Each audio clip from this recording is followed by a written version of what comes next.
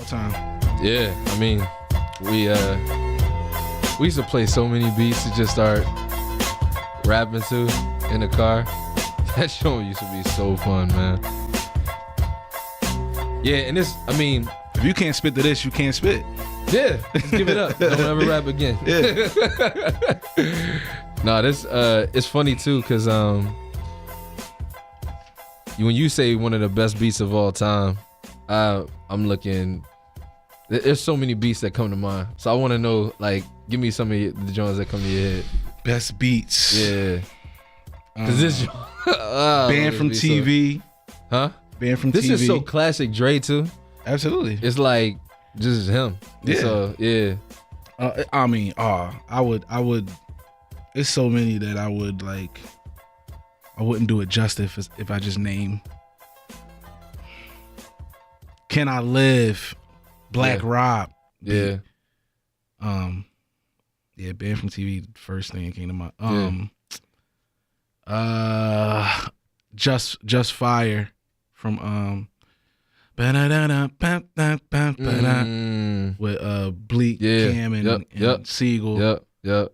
I don't know, man. It's beats that's like just hard street joints. Yeah. Like Shook Ones. Yep. Then you got joints that's like that's just classic, like Still Dre. Yeah. Like all of man, it's like Let Me Ride and all of the Dre stuff. Yeah. It's so yeah. Man. Damn, I'm mad you asked me that because I wish I was prepared for that one. Like I would have a list. Cause man, well, you a beat head anyway. Like, but I'm more of a production boy.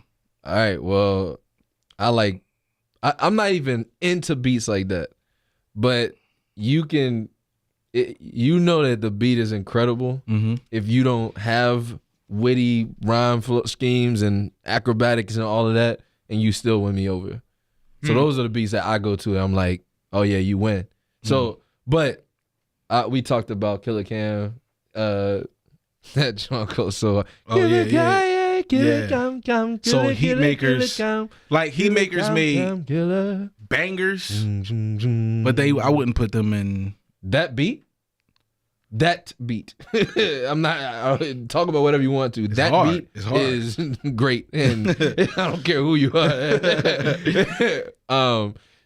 Then DOA. It's actually Blueprint 3 got a lot of my favorite beats. Period. Really? Yeah. DOA. No ID. Huh? No ID made that. Yeah. No ID made One of the that greatest John. producers of all time. Timbaland had the John on there as well. The got a million ways to get it. Choose one. That John. Timbo. Bring it back. No, that was Swiss. Huh? That's Swiss. But Timbo had Swiss. I mean, Timbo had, I think, Venus versus Mars on there. Was that on there? Yeah. Yeah. I think he made that one. But that was Swiss? Yeah. On to the next. On to the next that one. beat goes so hard. Yeah. Yeah. Swiss and Jay. Oh my goodness. They got Jigga. They got Money Cash Hoes. They got On to the Next. Yeah. They got, oh my goodness. Who produced the joint we was talking about before? The off the Blueprint. The You Don't Know. Just Blaze. Just Blaze. Yeah. That beat goes so hard. And then you just got Ye and he gets his own category. Yeah. Cause he's just the best. Yeah. Like so Ye definitely up there. Yeah. So it's different though. It's different between producers and beat makers. Yeah. Not to say that certain beat makers aren't producers. Yeah. But it's a different ball game. But all right, hold up. Why don't you intro us? Oh, you're right. Welcome to the God MC podcast. It's the boy Ike. Yeah. Pastor Rechab in the building. Go DJ in the building. Yeah. So wait, make sure y'all subscribe, man. We need subscribers on YouTube. Subscribe to iTunes. Hit the 5-star. Don't even worry about ranking it. Just hit 5. That'll be the smart thing to do. Leave reviews, comments. Yeah. All of that. Yeah, we absolutely want to hear from you. So crack music off of, like, if I'm gonna just throw out just 5 beats from Kanye that I just love. So crack music, Good Morning. Good morning. Yeah. Ooh, yeah. Yeah, that John. He got a couple on there too. Mr. West with Maroon 5. That John. Mr. West. That break beat. Yeah, that John. Then he got another one on it. Oh, Diamonds. Oh yeah. That's See, I got a feeling. You might not look at it this way, but I got a feeling the ones that you're naming are more about the production. These ain't just beats that you just play and somebody be like, "Woo," and I need to spit. These are, I want to create a song. well, I want to create a record. I get what you're saying. Like, yeah, these Jones don't make me want to spit. Like All About the Benjamins make you want to spit. But that's what he do though. Like, I feel like, all right, well, put it like this: Takeover on Jay album. That's for me the greatest beat of all time. Yeah. That for me, Yeah. Takeover is the greatest beat ever made. I will spit on it. It's also well produced. David Bowie sample is just the best. So Okay. Yeah, and I remember, I love that beat. See, like beats again, Killer Cam, that John. I remember where I was when I heard Takeover for the first time. Me too. I remember I listened to a whole Blueprint album. Yeah, and I didn't even get to the whole album at first. I didn't realize how great the album was because You I just was stuck like, on. oh yeah, you got to run that back. Stuck on. Oh no, you got to run that back. Yeah. And then I'm listening to the lyrics the third time. Like, oh, he going in? Okay. Like, nah, I remember listening to that John like 6 straight times. And I was like, all right, finally you can go to the next track.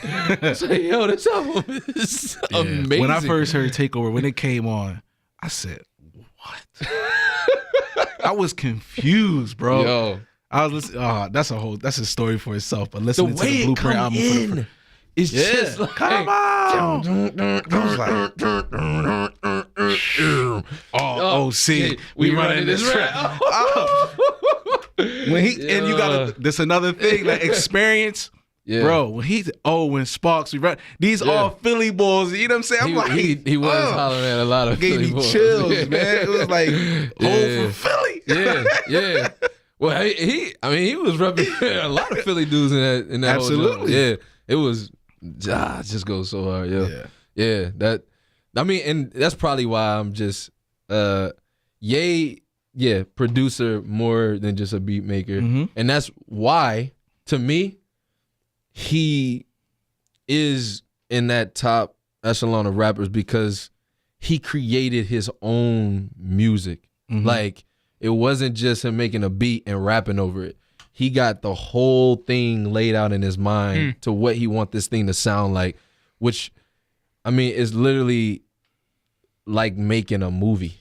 Yeah. You know what I mean? Like, he got the whole thing laid out in his mind. And yeah, he did his thing on every album. So I got up until that's what's so interesting about like best rappers and stuff like that is everyone's got the thing that they bring to the table, and like this really stands out here, rapping. And they're still good at this, they're still good at this, but like it's cool. What hurts Nas is his production that he chooses to grab off. And what helped him is that he had Dre. Right. Yeah. And this is what I was saying. So it's not, he ain't never had the best beats. No. He had the best production because Dre knew what he was doing. Yeah. But yeah. So yeah. Like, so Jermaine Dupri, people wouldn't know this about me, especially like people I grew up with and all that. Like, a lot of people wouldn't even dig it. Jermaine Dupri is my favorite producer of all time. Yeah. It was weird to me when you told me that before. I was like, that's Jermaine Dupri made me want to be a producer. That's crazy. Interesting. Yeah. I remember that's funny. You was talking about that Weird Al Yankovic joint. It was probably like around the same time, maybe 92, would you say? You wasn't there. Yeah. He wasn't there. Like, you wasn't born. Nah, he wasn't there, bro. He ain't existed. I used to watch the box. I wouldn't even have thought. I used to watch the box. You don't know about the box. Crazy, man. Music, television, only you control. But what's the name used to come on so much? Jump by Criss Cross. Mm-hmm. And I don't know if it was somewhere like JD was getting interviewed or something, but it's almost like I just instinctively knew Jermaine Dupri was behind this, created this whole thing. Mm. So I wanted to be Jermaine Dupri. Yeah. He's the one who made me want to produce. That's really crazy. Yeah, like then after Criss Cross, the Brat, and I just seen him create artists. Yeah. Seemingly just out of nothing. Yeah. And so I wanted to do that. Swiss made me want to make bangers, made me want to make the best beats. Swiss he made me want to get the MP. Like, oh my goodness, when I start hearing, like I said, Banned from TV, all that Nori stuff, and Rough Riders, and DMX, all that. Man, Swiss. man. But the difference is man. Jermaine Dupri don't got the best beats. Yeah, that's it's not why, a whole bunch of Jermaine Dupri beats that people be like, yo, that beat's hard. Yeah, No, it's just producer. Yeah. Dre. That's why it both. surprised me, for real. Yeah, because people think beats is where it's at. Yeah. Which, I mean, is a big part. Matters a lot. It matters a lot. Yeah. But Yeah. you got to know how to put that thing together, man. Yeah. You might have the best beats, but not the best songs. Yeah. Like Cam and them. Cam and them, they had they run because they had the best beats at the time. Yeah. It was just hard. Yeah. But they not making better records than so-and-so or whatever. I actually think part of that is because they don't know what to do with the beats. Well, that's when a producer got to come in and direct them and show them. Yeah. Have a vision. Yeah. Ye got a vision with every beat he ever made. Yeah. Yeah. Like, it should be like this. Is this where you should go? This how the content. This is the direction you should go. This how the flow should be. Yeah. Whatever. I got a hook to go with it. Yeah. Swiss make bangers. He's more of a like known for his beats. Yeah. But he also gonna present it with a hook already on it. Yeah. He gonna give you that vision. But that's I mean, I think some of that is a producer can make an average rapper seem amazing. Mm-hmm. But an incredible rapper can also make a great beat into something that sounds well produced.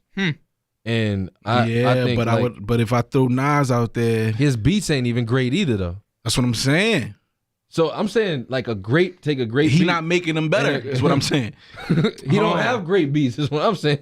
But he's a great rapper. He's a great rapper with bad beats. I'm talking about if you have a great beat and a great rapper, even if it ain't well produced on the top end, it sounds like a good record. Mm-hmm. And so I'm saying that's why when I talk about Cam, I don't like him that much, because he had great beats, but he couldn't make them into incredible records. Yeah, I mean he had some incredible records though. Cause like even I don't think Old Boy was great beat. He like Just Blaze himself didn't like the beat, but Cam got on. First off, that's dumb. What? It is a great beat. It's not. You're not. And I can. In certain joints, like you know how many throwaway beats I made like that, like just that was probably super throwaway. 3 minutes. Like I thought it was a good idea when I first was sampling it. Then I was like, nah. Yeah. It was one of those for Just Blaze. I'm not saying it's not necessarily like it's not a great beat. It's just beat. Whatever. Yeah. And so he kind of just left it around, whatever. And Ken was like, I need that. And it became a better beat. It became a better song than it was a beat. That song, even the way he did that, like other people started doing songs like that. Like that song is actually dope to me. I know it's a dope. Of course, it's a dope song. Yeah, but like the beat is hot. I know, but I'm lost right now. Before you heard the song, if you just heard the beat, nobody cared for it. You wouldn't have been like, oh, that make me want to spit. Probably wouldn't even know what to do with it. Well, Cam had an idea. All the girls see the boy. Look at it. You know what I'm saying? Like he had a great idea. Yeah. He had a great idea on that. Then I'll give him that, because that was incredible. So Just Blaze is not in my top 5 producers. That's kind of the point I was trying to make. Because he's a great beat maker, but not a awesome beat maker. Yeah, I hear that. But I don't think he's as great as a producer as other greats. Not to say he's not a great producer, but like Timbo. So is No ID in your top 5? Because he actually make great beats to me, and he seemed like he absolutely produced well too. Yes. So I don't know, but he probably should be. So Dre, let's just make it clear. Dr. Dre, yeah, the greatest hip hop producer of all time, and there isn't any discussion. Just clear, straightforward. Let me ask this: both beats and producer? No, just flat out producer. Okay. However you want to take that. Flat out producer. Dr.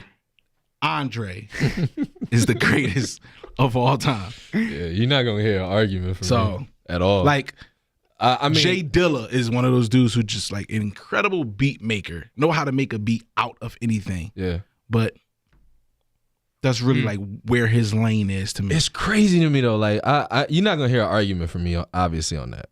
You just not. But there's something that Kanye does that I don't know if anybody come close to doing it. So I give you that because I think one, Dre just got the longevity. It's disrespectful not to call him the greatest producer of all time. He made Beats headphones. Yeah. Dre's got. But you gotta look at him. So this is where it comes in though. Yeah. Look at the fruit he produced. You got NWA. That's what I'm saying, man. Bro. Yeah. Like, yeah. It don't get no more classic hip hop, whatever. He a great scout too. That's what I'm saying. That's part of it. Like he know how to put that thing together. And Pac became out of this world. Pac. Yeah. With Dre when it was Death Row. And the craziest thing about Dre, because this is why I don't like JD. And when they was beefing, he pointed this out. I think matter of fact, it was on Eminem show. They had he had a song with M. I forget what the name of the track was.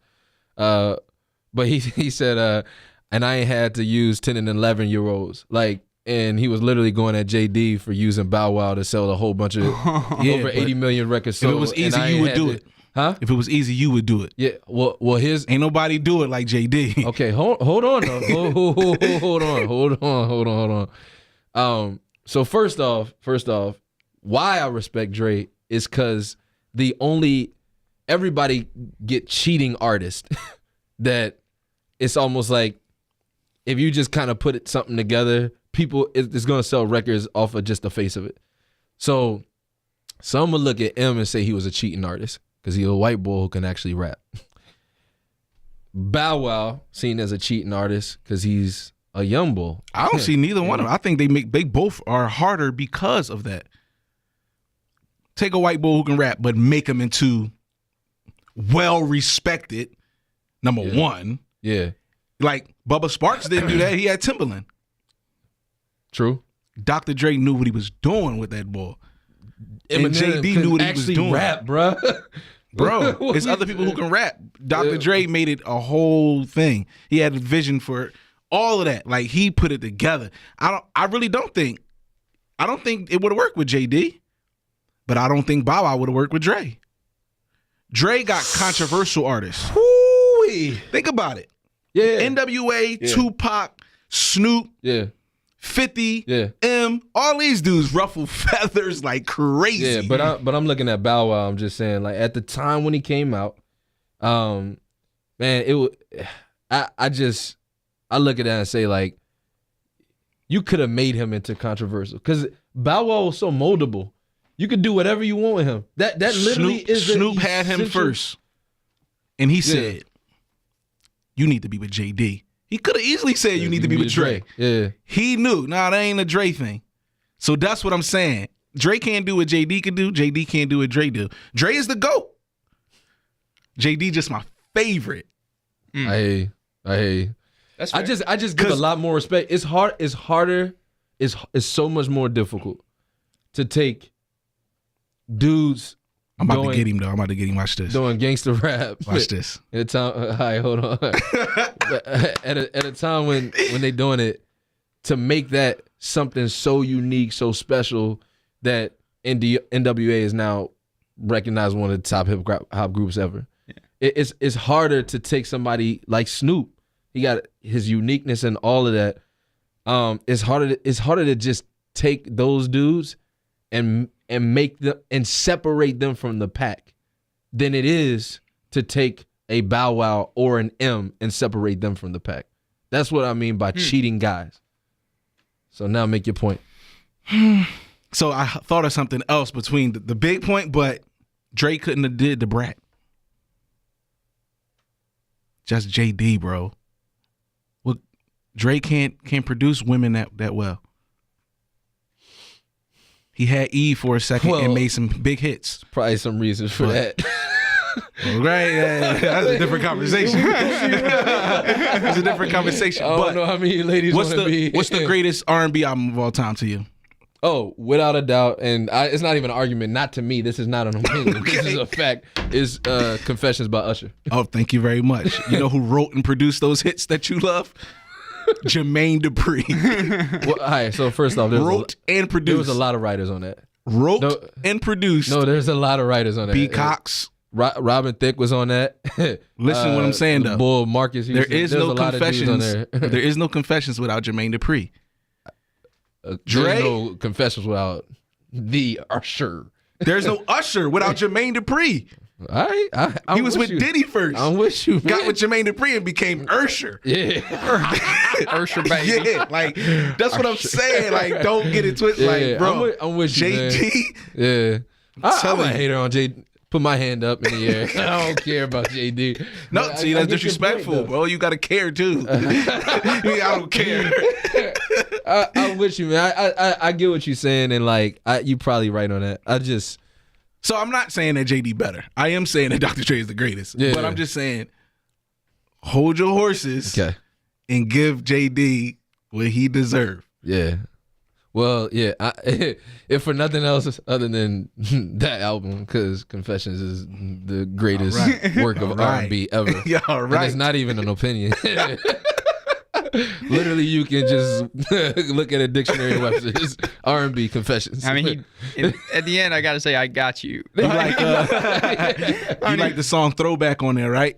Yeah. That's Just Blaze. Ooh, I know. Yeah. I know. Yeah. He say it. Oh yeah. Oh yeah, he definitely do. But I think it was somebody who just did that right before that came out. Yeah. Used that same sample, and it came. No. It was on a State Property album. Ooh, I love Beans. But no, I was just thinking of that song. The way that joint come on. Yeah. Oh, seriously. I just need to have like that album back in my car. State Property? Here. No, Confessions. Oh, the State Prop album was hard though. Yeah. See, I said yeah, bro. All his hesitations and like hate my facial expressions. man. You hate when I think. Yeah, because some stuff think. don't take thinking. Dr. Dre, bam. You know what I'm saying? Yeah. LeBron, bam. Yeah. Like Well, you just go. Yeah, you know what I'm saying? Anyway, let's talk about something else. Yeah. So back to producers, because you losing your mind. You right know now. what was funny? You losing your mind right now. So far, you've said too many nice things about LeBron. Yeah, I'm starting to feel like I'm a realist. well, He's a great man. Great. All right, let's just stop. Yeah. Great. Stop at great. But honestly, yeah, I would agree. Dre is the greatest producer, no question there. Yeah. So speaking of producers, we was just talking about even you doing some producing yourself, and you actually got a story of meeting Dre for the first time. That's an incredible story. Story time with Ike. Matter of fact, I want to say all the producers I ever really looked up to, growing up, I got a chance to meet all of them. Nope, most of them. I ain't meet Just Blaze. I met Kanye, met Swiss. Yeah, I ain't meet Timbo. So yeah, I'm lying. You meet Jermaine. I did. JD. I did meet Jermaine Durpri. Yeah. I ain't get to really like bust it up with him Yeah. like how I wanted to, but that was at a I forgot the boy. Austin. It's an artist on Social Def. He came out with something. And I went up there with AI. I was in Philly actually. It was a release party or something like that. And that's where I met JD at. But Dr. Dre. All right, that's what we want to hear about. So disrespectful, man. That's what we went here about, man. It's all good. Yeah. Okay, JD, So this is why this one of the reasons why like I got love for Game no matter what. Yeah. Right. So he was one of my favorite rappers for a while too. I love Game. Interesting. I'm a voice guy too. Interesting. I'm a voice guy. Like you can rhyme, and you already get points from me.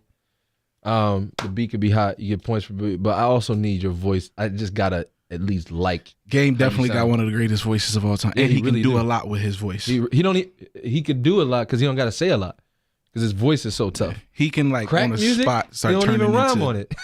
Biggie. He literally just say crack music. Yeah, and it's tough. Game put his stamp on that. That song. made it so hard. It did. It changed the whole song. He ain't never spit one bar in the entire crazy. song. So it'll make you think like, yeah, Game killed that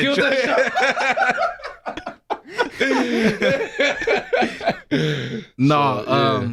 And that's what Lupe don't got, by the way. Oh my Lupe goodness. can rhyme, but I can't stand his voice. Don't never want to hear him just because his voice. You cut people off because of their voice too. Like they just garbage. You right. I don't call him garbage. I respect them. It's like respecting a great movie. Lord of the Rings is respectable, but it's not a favorite movie. I respect Lupe, but I can't like him because his voice. Well, sometimes I just straight up disrespect stuff, like Lord of the Rings. So anyway, oh my gosh. I don't want to talk about just it. get the hip hop because you don't know movies clearly. Lord of the Rings, give me Menace. Anyway,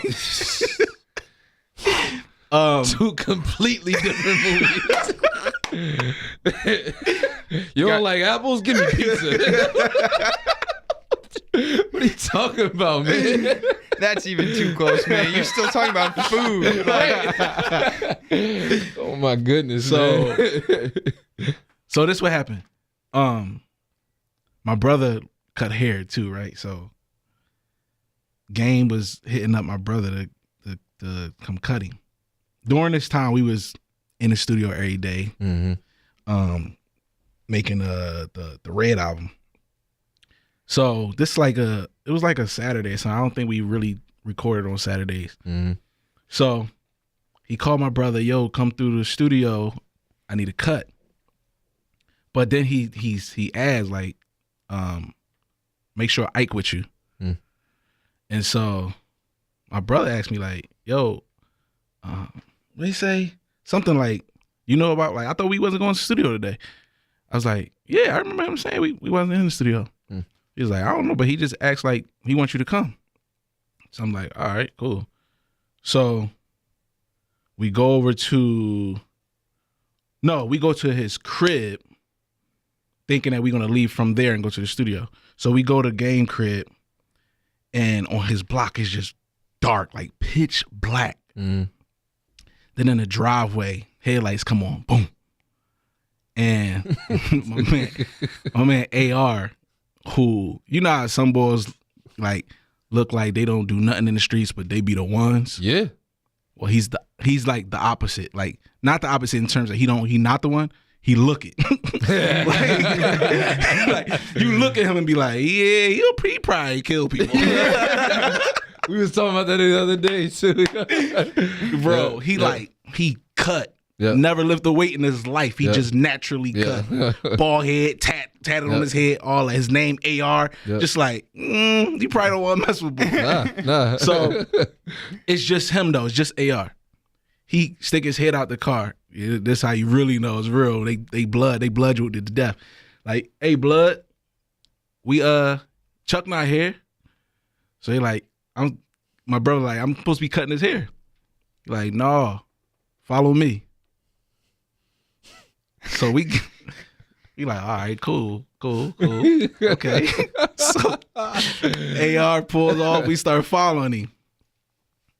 He making these weird turns. We know where the studio at. We go there every day. This ain't the way to the studio. I'm in the back seat. I'm an observer. I peep everything, right? That's one of the things that AR used to like about me. Like he knew that I look around the studio. I could tell who's who and all that. So he making these turns, and my man Tools. Shout out Toolsy. Tools won was on the UConn team that won a championship. Was it with way after Ben Gordon. Oh, it was after With Ben Kim? Gordon? After Ben Gordon. Oh, with Kimba? No, before Kimba, because we went to go see Kimba and them. Oh, with the final. Rip. Was it with Rip and them? that was before Ben. Oh, maybe it was with Ben Gordon then. One of them championship teams he was on. He used to come off the bench, catch oops and all that. So Tools driving. And they like confused. They just as confused as I am. They try to ask me questions because they know I be observing stuff and all. Yeah. Yo, you know where we going and all that. I'm like, no, man. So anyway, he banged this turn down this like alleyway almost. Yeah. Dark with like really like dim lights on this building. He pulled over and park. So we go a little bit ahead of him and park on the other side. And so he don't, like, we looking at the river, he don't get out for like 10 minutes. We like, yo, what is going on? Like, I know a setup when I see one. Yeah. This is feeling like a setup. So then you see his car door open, but he still don't get out. He changing his sneaks. I'm looking out the side mirror. Two's looking out the rear view and all. My brother looking out the side. Like, yo, what is he doing? So he again, hey, blood, get out. We like, no, I'm not getting out. I ain't getting out till he get out. I need to see what's in his hand and all that. So eventually he get up.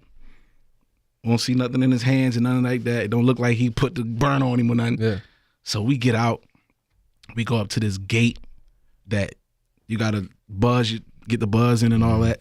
It buzz is these 6'5" Italian dudes with suits and all that. We like, bro, where are we? What is going on? So we go a little bit further. It's another ball sitting there. Open the door, and then it was a little bit like a relief, like, oh, okay. Because on the walls, just all these plaques. We like, all right, cool, we in the studio. We just ain't know this. We ain't never been to this one. Yeah. This in a cut. So we go around to like a little lobby area. We just sitting there. AR going to the control room. It seemed like it's a small control room. So say I'm sitting here, the door like right here is like 3 little steps. He goes in, but he tells us stay out here because like that's not a regular, like everybody can't go in there. So we like chilling. We can hear when the door open, you hear some of the music. Sounds like game. We like, all right, cool. Chuck must be in there. Cool. So we sitting there talking. We can breathe now. Next thing you know, I'm on my phone. I'm chilling on the couch on my phone like this.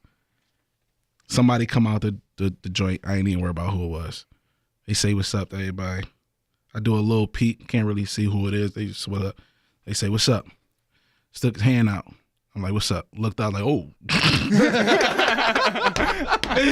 Dr. Dre. Oh, I'm man. like, oh. Crazy. I do not get starstruck. I've met too many people in my life. I've always been around the guy, right? Yeah. Since middle school. Whoever was the most famous boy in the school, I was their friend. So always been like that. I said, oh. So, because the thing, it was like a huge hand. So I had to look like, who it is? So next thing you know, we just busting it up, talking. He talking about Beats, the headphones and all that. This when they just kind of really went in. I think he just like, they got some big check. This wasn't when he first came out, but another hit in money. So he's talking about that, whatever. And then he was talking about how he got this idea of having a created artist. And I'm like, what? I don't really get it. He's like, yeah, I'm gonna have an artist that don't exist. But he's like, we're gonna try it out first with Tupac and somebody else. He was talking about the hologram joints. No way. Yep. So he telling us about this, all the bang, bang, bang. We take pictures, all that. I'm like, yo, this is where is that? Right? Yeah. So I'm chilling. He goes back into the studio. Game comes out. So we're like, what up, whatever. He say he going to the bathroom. He comes back. No, matter of fact, I think that happened even before I met Dre. So when he come back, he was like, I got something for you. I was like, I already met him. He was like, oh, I missed it. So the whole thing, apparently, Game set that up so that I could meet Dre. But it felt, oh my goodness, it felt like a setup. Like, he's going to die. I was like, man, I knew my brother talked too much, man. Yo, that's crazy, man. Yeah. So even speaking of that, it's some dudes that like kind of blow your mind, like almost larger than life type figures is what they call them. And obviously Dre is on that list. But we was talking recently about a dude who he see as larger than life, which was Quincy Jones. Yeah. That documentary. And the documentary was actually just well done, and Netflix killing it. They doing some great stuff, but it was super eye opening, man. And it kind of like the way he was raised, even though he an old head, was very similar to all the other dudes that we talking about. Of like just a really hard, difficult raising on another level. There was a moment in the documentary he go back to his house in South Side of Chicago, and the joint is just like an abandoned building now. And they said they literally used to eat rats, bro. Rats and possum. Yeah. Jeez. Yeah, like it was his mom went crazy. His mom went crazy. And one of the statements he said that was hard was just like, the word mom don't even mean nothing to me. Yeah. And I was like, man, I never would have known Quincy Jones went through all of that. I never would have thought that was what was happening, but it was just crazy. And it was actually crazy because Dre was in there with him a bunch of times, and it was just chopping it up and talking and sharing the mutual respect for one another. But it got me to thinking, because the way they was raised and just the stuff he went through, he said himself that the effect of not having a mother absolutely changed the way I interacted with women going forward. Yeah. Even while I was watching it, I'm like, you Quincy Jones and all that, but you don't know how to treat women at all. Like, it's bad. Like, it's bad. Like, really? He had, what, 2 or 3 wives? Yeah. Yeah. Like, at least. I mean, I don't know. Yeah. And, I mean, it really was some moments in the joint where the way he was even talking about his infidelity was like, there was no remorse. He was just talking about like, this is just what it was. Yeah. And, you know, I think he became a better father over time, but even the way he treated his kids was just kind of like, they was there when he could get home, and it was, the business took over everything. Yeah. And if it wasn't the business, it was money. And then he clearly has a drinking problem, which I don't even know if he admit fully. But I mean, it was just a whole bunch of abusive stuff. Yeah. And that got me to thinking. He interviewed Kendrick Lamar, him and Kendrick chopped it up. It was dope because it sounded like he wasn't even into hip hop for a minute. Yeah. Like he was like a legit like he can do head. Everything but hip hop. But he do got a record that was a hit. So yeah, and that was what was crazy to me. Was like, he from South Side of Chicago. He talked about South Side of Chicago like somebody today would, even though it's just an old head talking about it. But he talk about gangsters being on the block. He talk about drug gang. He talk about all that stuff like anybody in hip hop, and yet he didn't like it. They just telling your story, man. Right. You know I mean? But he grew a respect for it. But he grew a respect for it, and it was dope seeing him interview a lot of cats, and it got me to thinking on like just the nature, one, of how dudes in the game was raised and the difficulties, but then also how that trauma affects the rest of their life. Oh yeah. And so I don't know if you had some thoughts even on first off his life and story, but also that fact of like, yo, man, it was just the trying to escape type of thing, the abuse of women, the abuse of drugs. Yeah. It's the same story every time. Yeah. All of our heroes, whether it's Quincy Jones, James Brown, Ray Charles, And you see why, like, our hip hop heroes, Yeah. and the way we treat women, the way we think about marriage, Yep. is whack, bro. Yeah. We don't treat women kindly at all. Yeah. They just objects, Yep. sexual objects. Yep. Strip clubs is like a normal thing. Yeah. But yeah, I was just thinking like, man, like he's running through these marriages and never really just settling down and having a nice balance between loving your wife and loving your career. Absolutely. You know what I'm saying? But absolutely. that was the first thing that came to my mind, and just how we in hip hop do the same thing. Yeah. And I think you could even say not even just a balance between those two, just maybe never loving your wife, like lusting Right. your wife, but Right. like never really loving her. never That's crazy. love. I mean, Real. love is not just lust. Yeah. Like Right. there's, I mean, Right. You like Yeah. her a lot. yeah, exactly. A lot. And guess what? You like someone, that's gonna fade. Like absolutely. my wife and I, there Absolutely. are days where we don't really like each other Absolutely. sometimes. Exactly. I get on each Absolutely. other's nerves, but I love her every day. And that's Yeah. what kills me about this Absolutely. stuff is that I think culture at large, but hip hop culture as well, has objectified women so much and taken love and commitment and all those things and just thrown them away and Absolutely. said, "Oh, you just To me, bro, you like her for a bit." That's why I love what LeBron is doing, Dwayne Wade, Yeah. because I don't want to like come across disrespectful to men. Yeah. But a man, if you're gonna be a man, Yeah. love a woman and be committed to her. Yeah. Right. Right. That's manly right. to me. Right. You know what I'm saying? Yeah.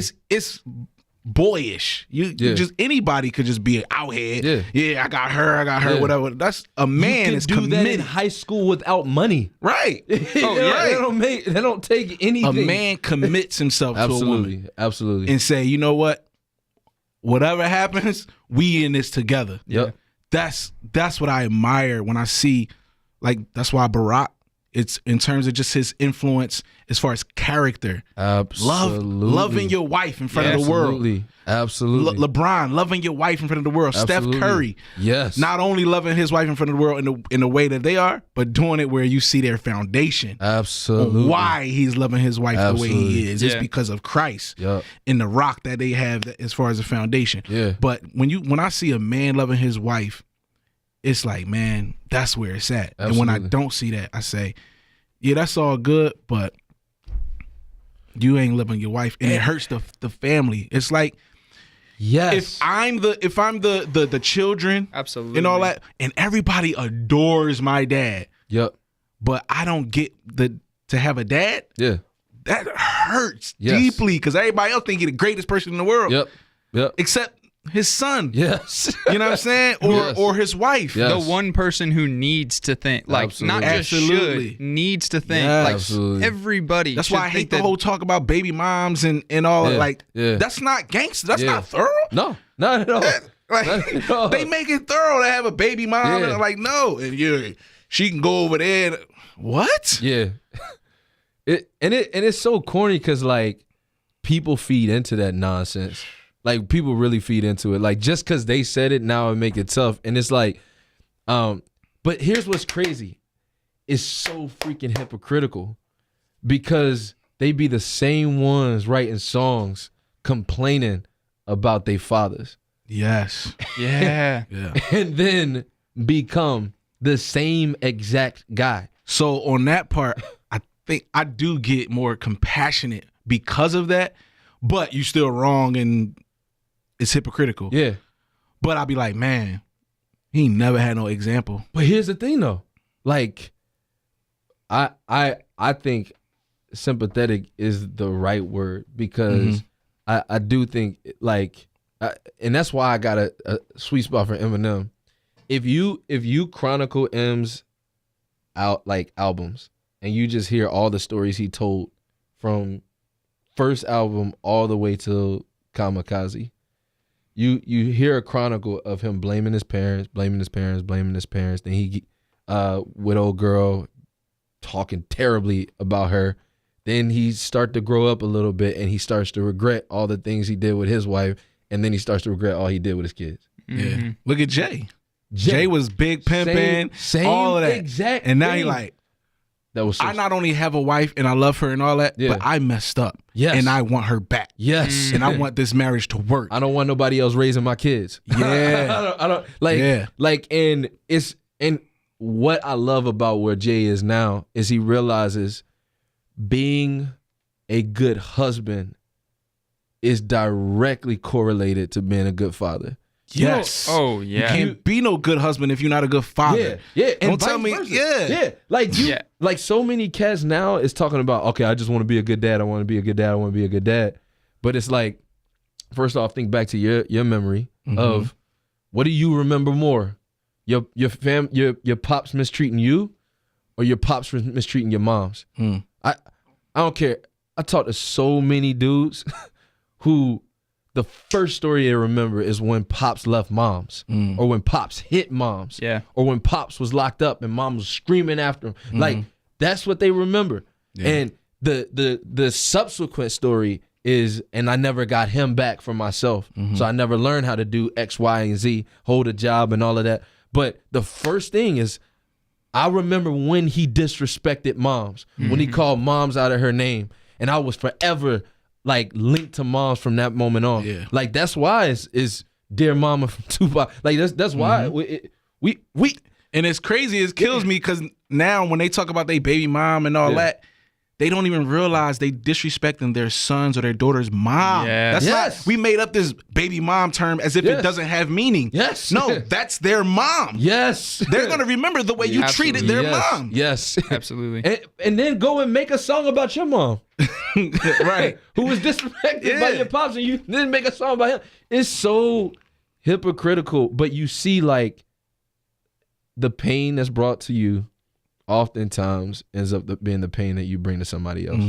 And that's why I would say it's like an escape because you got all of this trauma and everything from your upbringing. For sure. And then women is right there. Oh, yeah. And it's an escape. Oh, yeah. You can abuse women just like you can abuse drugs. Oh, yeah. And that's, if you think about it, those are the two biggest things in terms of abuse in hip hop. Yeah. Abusing women or abuse drugs. Yeah. One of them going to bring you all the way down. Yeah.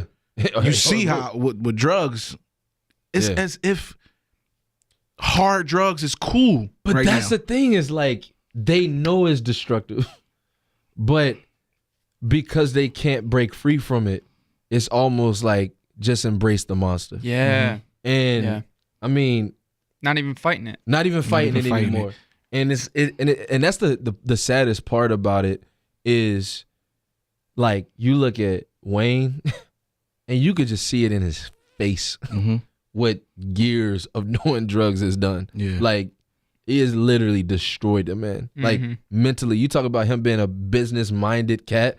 Imagine what he would be been fried from smoking. Because he's one of those dudes that's like, yo, you can tell this dude is intelligent. Yes. Him, T.I. Yes. Like, it's certain dudes, not simply because they articulate, but that too. Yeah. They articulate themselves very well. They thinkers. They thinkers. Yes. He's a thinker. But there's drugs, man. Make you think you need lean. Yes. And that's like, why? How the same person thought this incredible thought and think lean is good for you? Yeah, like, absolutely. Why would you want to do that? And that really do go back to just the simple fact of like, I'm a butcher it, but there's a C.S. Lewis quote that just talks about the way we're created.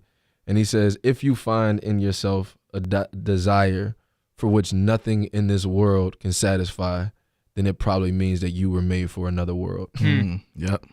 And that's a beautiful quote. That is what this is like, man, you got a desire to be satisfied physically. So you go to sex and you get satisfied and then it's like, all right, it's emptiness. When's my next hit? So I gotta do it again. Well, if you get the same hit, it's like, that wasn't as good this time around. So I gotta do something different. I gotta up the ante. I gotta do something. I need 2 girls now. I need, and it never runs out. And you leave feeling more depressed than even when you first started. So then you turn to drugs, get a quick high. And it's like, it's never enough. And so now you got cats literally ODing. Right. Because it just never feels what you're trying to feel. Yeah. Like And MGK on the Breakfast Club. oh, that's one of the saddest interviews in the world. Yes. Because they For was so many reasons. Charlemagne and them, they was like trying to give him some good advice, trying to bring comfort, which is the word that was important to me. Yeah. Because just in passing, they was like, I think they said something like, we're trying to comfort you or something like that. And he was like, bro, like sometimes comfort from humans ain't enough. Yeah. I was like, bingo. Yeah. You need to stick with that. Yeah. You need to know that that's actually true. Yeah. That you really need to stick right there and think about what you just said. Absolutely. Because it ain't enough all the time. Yeah. You need God. Absolutely. And here's what's crazy though, is instead of turning upward from humans beyond, you turn downwards from human to drugs. Yeah. If a human can't satisfy what you need, why in the world would a substance be able to do it? Yeah.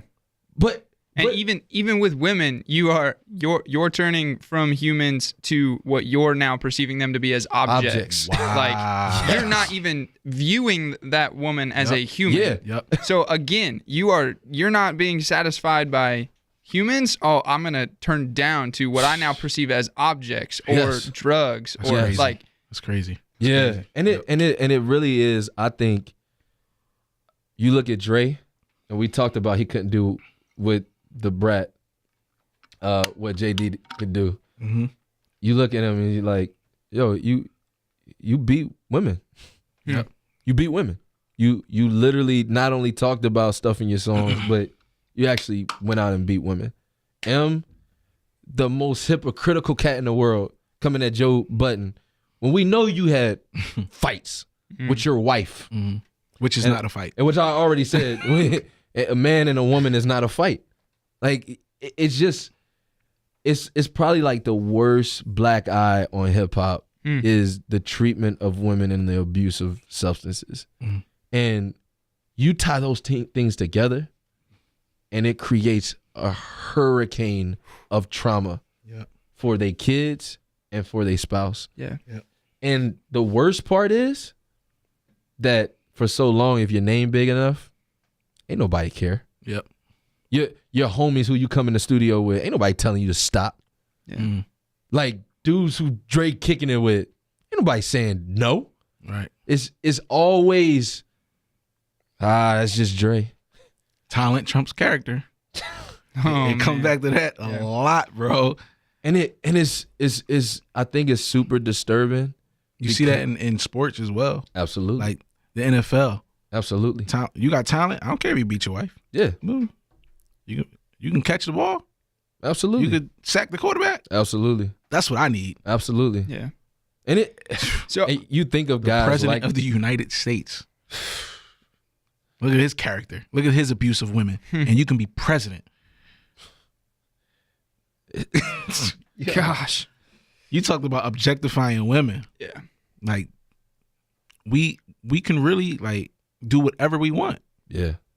Cause the not just the culture of hip hop, the culture in the United States culture. Yeah. I'll just speak for that. Like women is just simply objects. Yeah.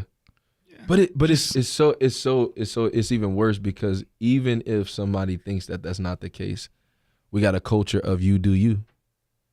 So there's no accountability. Right. So if you see somebody objectifying a woman, even if it's a young bull, your goal is not to change and steer him in a different direction. Yeah. Because he has to do him. Why? Because if I put some kind of standard on him, that means some kind of standard could be placed upon myself. Yeah. And I don't want that. Yeah. Yeah. I want that. I definitely don't want that. You're going to come up short. Yes. Exactly. And so I'm not putting a standard on somebody else. And therefore, do you. And the do you culture has gotten a man elected in office who clearly objectifies women. Yeah. Who has people, honestly, dudes in hip hop protected for years. Nas, Dre, and go down the list. Yeah. And it's now to the point of like, yo, this has to change. Like it's now to the point of like, y'all couldn't solve it yourselves because you just can't fix yourself, there is an absolute need for someone greater. Yeah. And literally when Jesus enters somebody's heart, we talked about it last round, stuff changes immediately. Yeah. The way you look at one. I remember I came to Christ, yo. Way I knew Jesus, I was going down the hallway in high school. I accepted Jesus Christ summer right before high school. I came to Jesus, came to faith in him, just cried out to him. And it became very clear, two things in a moment, that I was worse of a sinner than I ever thought I could be. And God was more gracious of a God than I ever could have imagined. One moment.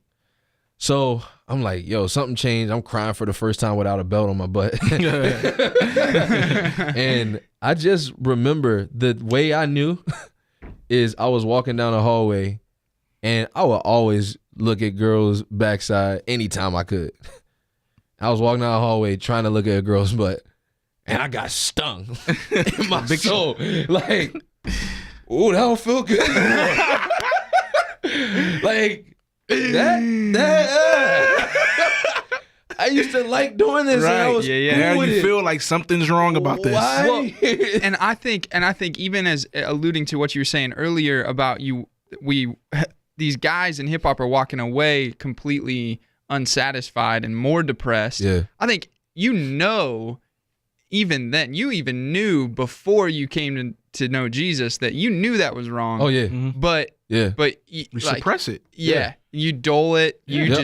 just make And it. we do such a great job of suppressing truth Oh, yeah.